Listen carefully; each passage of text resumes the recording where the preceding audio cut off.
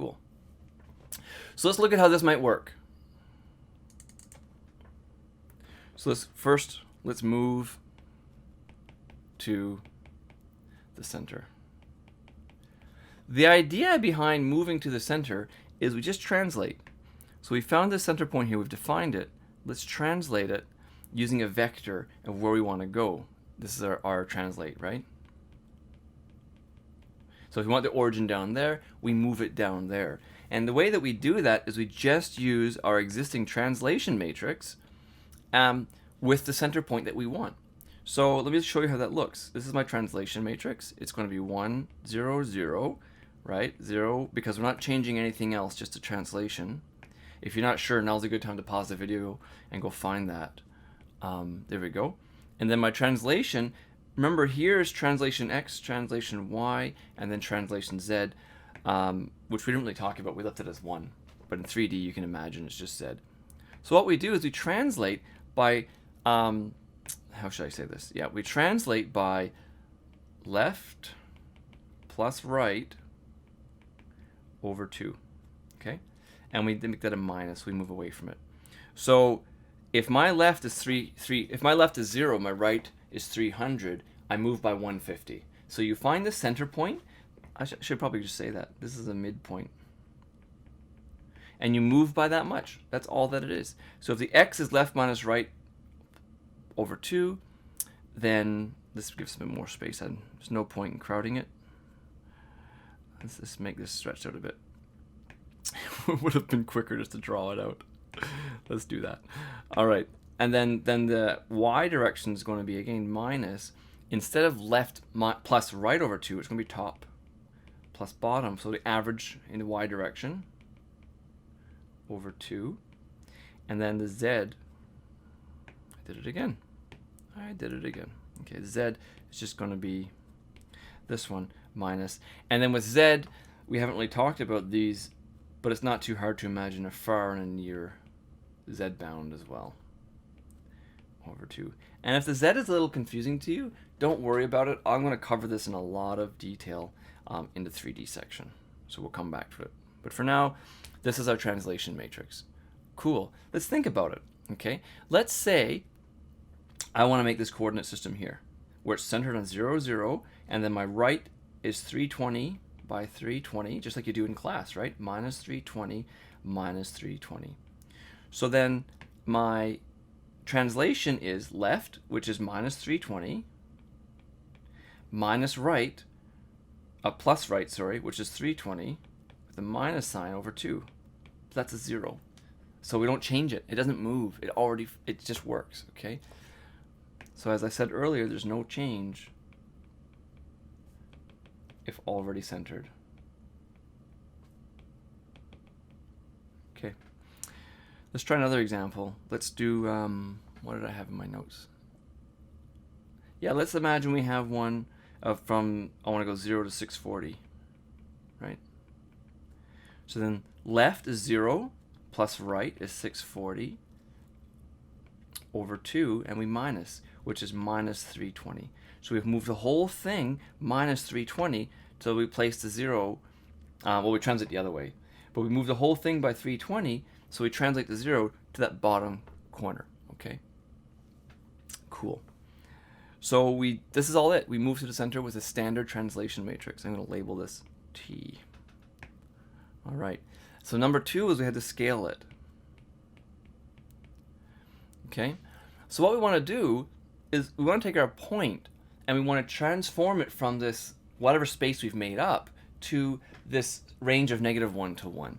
And the way that we do it, and I'm going to show you the math first before the matrix. If I have a point x, for example, what I want to do is first I divide that by right minus left. And the brackets go here. So right minus left is my range. How wide is that, right? So my right minus left, where is it? Yeah, this is my right? Right minus left, it's my range, how big it is. I divide that point by that range and I get a percentage. All right, how far along? If I was at the bottom end, it's that much percentage. If I'm at the other end, it's 100%. And remember, we've already moved it to the center, so we don't have to worry about that offset, okay? So all that we have to do is point divided by the range. I get a percentage. Now that I have a percentage, I multiply it by 2. Okay? So I'm going to annotate this. This is convert to a percentage. And then we go to the range -1 to 1. Okay? So that's it. And then we do the same thing for the y. So the point y over, and it's top minus bottom times 2. Cool. That's it. Okay. So let's try it out. So if I have, imagine our canvas, -320, -320. And up here, it's 320 by 320, okay? Now imagine my point x. I'm telling you I'm going to multiply by 2 and divide by 640, right? This is what this says. Because right minus left, 320 minus 320 is 640. It's range. That's how wide the thing is. Well, let's just do the edge cases. If I'm at -320, if that's my new x, not my new x, if my x is at -320, I multiply it by 2 over 640. Well, 320 by 2 is 640. This is -1. So -320 becomes -1. 320 is the same thing. 2 over 640 becomes +1, right? Okay. And what about 0? 0 times 2 over 640, this becomes 0. So I've now mapped 320, negative 320 to 320 to -1 to 1. So that's all that the scale does. And then to do this, all that we have to do is implement our standard scale matrix. And I'm going to write this out. So the x gets scaled by 2 over right minus left, 0, 0. And then the y is 2 over top minus bottom, 0. And then the z, don't worry too much about the z, far minus near. And then it's homogeneous coordinates. There we go. Yeah, so this is my scale matrix. I'm going to put a big label on this called S. Great.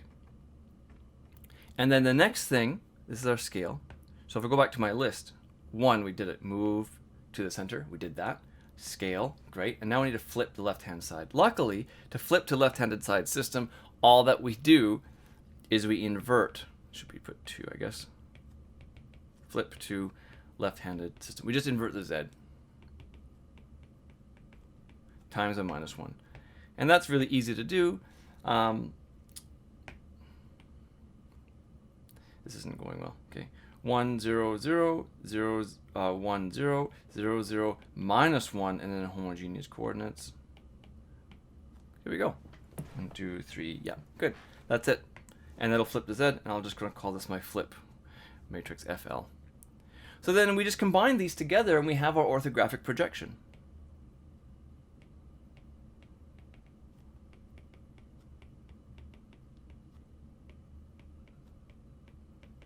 Okay, so I imagine I have a point in camera space. We multiply that first by this T matrix up top, then we multiply it by the scale matrix, and then we multiply it by the flip matrix. So if you do that backwards, then you have your orthographic projection, and it'll work out just like just like as we explained here. Okay, yeah, so I'm going to show a I'm going to show a slide, and then I'm going to show a demo. First thing I'll mention is that typically we don't see it this way. We don't see all these 3 pieces, move, scale, flip. If you look at it online, you'll find like this cryptic looking, this is really ugly. You'll find this cryptic looking matrix. All that they've done is that they've multiplied these together to get one matrix, and they've given you the template. So I'll show you what that looks like, and you can plug that in. It's not a big deal, but you can do it by hand to see if, to make sure they work. But now that you know where they come from. So here you can see we have a point. Here's our translation by midpoint. Here's our scale, and here's our invert the Z to left-handed system. This is taken from online, by the way. Here's the reference. And then if you multiply those through symbolically, you get this matrix, which is what you'll see in textbooks. It's the same thing. So you can plug in your right and left, top and bottom, far and near into this and get the same result. Okay, but this is the same as multiplying those three together. The multiplying together, however, it's intuitive and it lets you understand what's going on. This down here, that's kind of weird. It's kind of hard to get your head wrapped around unless you're really good at those things. I also want to take this time to do a demo. So check out this code. There's a lot of things in here yet we haven't covered, so don't worry about it. But what I want to show is this comparison here. One is I'm using the ortho command built into processing to set up my orthographic matrix.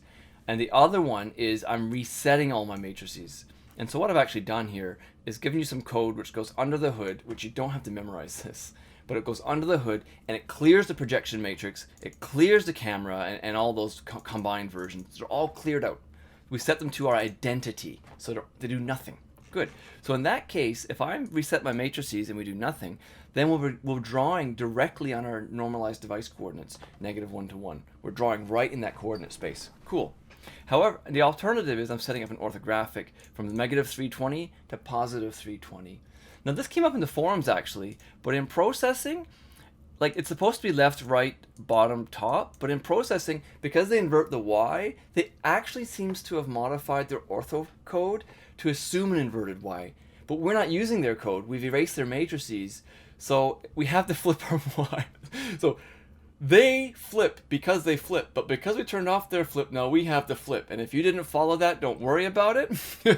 But the processing is more like left, right, top, bottom, okay? And then I didn't specify the Z, so it leaves them unchanged because we're not using Z. You can do that. And if you work through the matrix, you'll see that that works. So case 1 is I have ortho from -320 to +320. Case 2 is normalized device coordinates, which is -1, 1 to +1, 1. And then, so I can change those two based on a key press. I hit a key and it swaps between the two projection matrices. But then I'm drawing two things here. I'm drawing one shape from 200 to -100, one shape.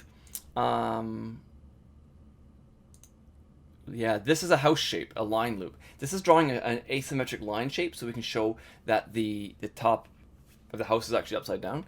And then we're drawing another shape between 0 and -1. So what we hope is that when we're in normalized device coordinates, this shape from -1 to 1 will show up on the screen nicely to 0. When we're in our orthographic projection, this shape from 0 to -1, that's 1 pixel. It'll be a dot. We'll barely see it.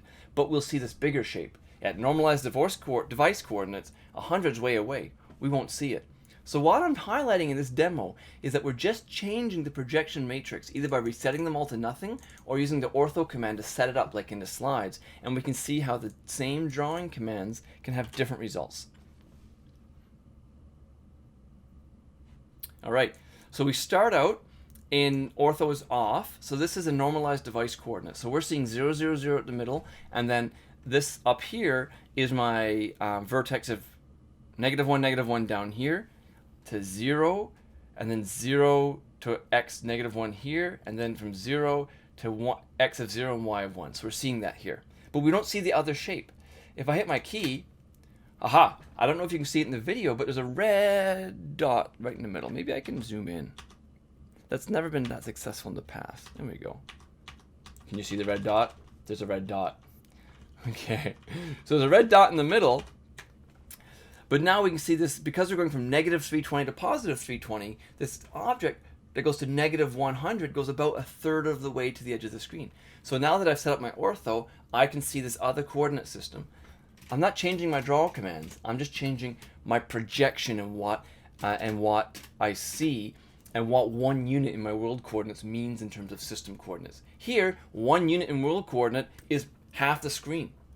Here, it's 1 out of 640, okay? It's because it's 640 wide. So your projection matrix determines how big each unit is in terms of the screen. And I've mentioned that, and I've just shown you, and you know what? I'm going to mention it again, because this is something that people mess up.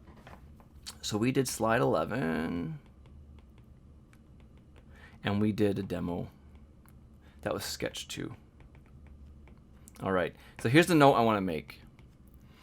Careful. The projection matrix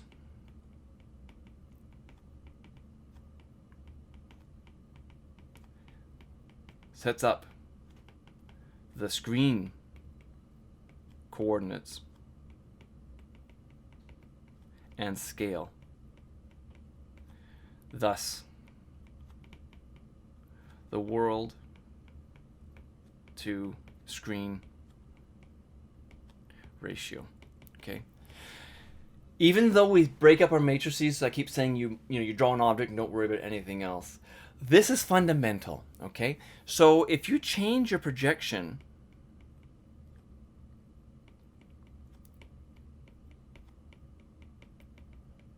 then you're going. If you change your projection, it changes your coordinate system.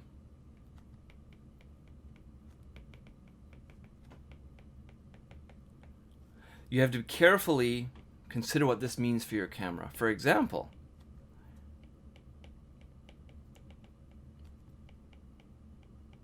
what if your camera pans from left 20 to right 20 in the world, right? But now we've just said that that's barely part of our screen. Your camera pan is nothing because our screen shows 640 of the world. So you're going to have to think of those in unison. How does my camera move through the world? How many units based on how many units are going to be projected on the screen. So it's kind of like a camera zoom, but it's done at the projection level. All right, so that's all I'm going to say about this. This was a long lesson, but this was really important stuff. Good luck with your orthographic projections.